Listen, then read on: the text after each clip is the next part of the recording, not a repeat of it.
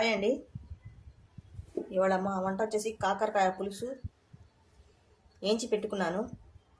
తర్వాత ఉల్లిపాయ, పచ్చిమిర్చి, నువ్వుల పేస్ట్ అండ్ టమాటో ప్యూరీ అండి. టమాటా పేస్ట్ చేశాను. ఇప్పుడు మేము వేస్తాము ఉల్లిపాయ, పచ్చిమిర్చి.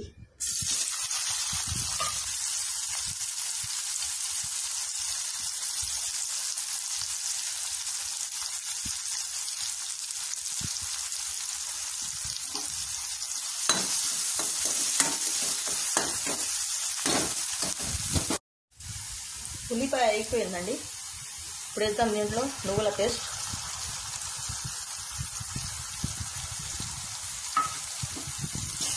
కొంచెం పచ్చి వాసన పోవాలి.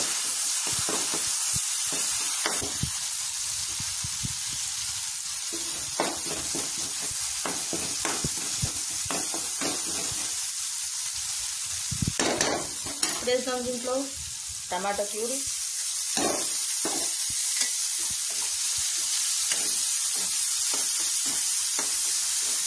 ఇప్పుడు మేము వేస్తామండి ఉప్పు, కారం, పసుపు వేసి మగ్గిస్తాం కాసేపు.